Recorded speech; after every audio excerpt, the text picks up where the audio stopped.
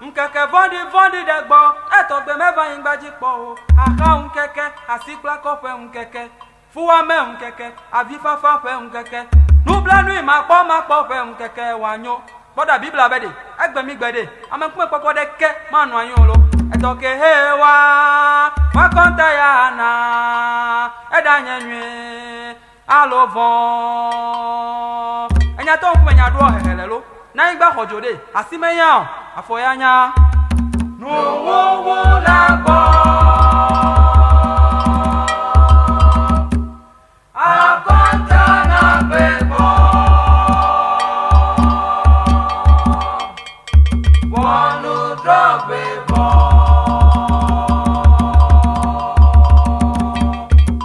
eli volado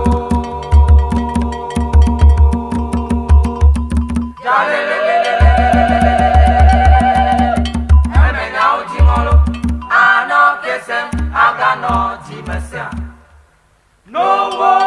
la bo akonta na bebo bonu drop bebo eyi volado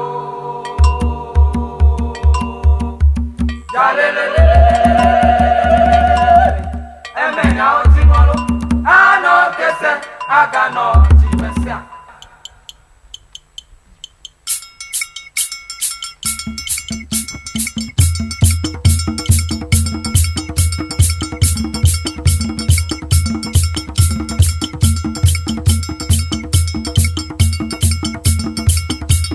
nuwu lago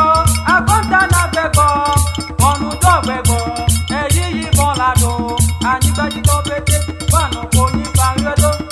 kake kono re ato ye o odibo la ni gba wo lago naji meto lawe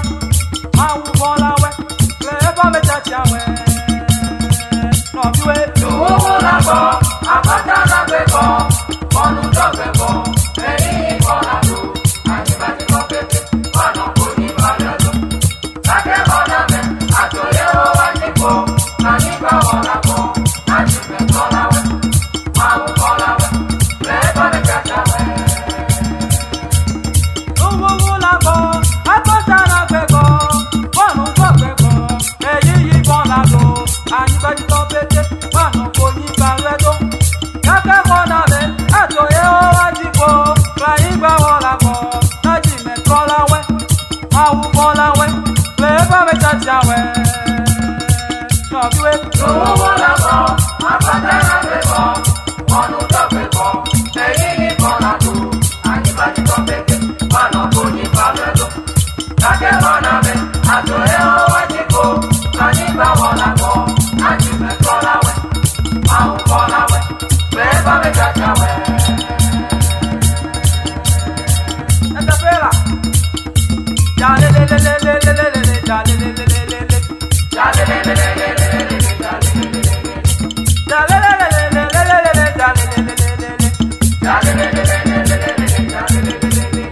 awo baba wa dona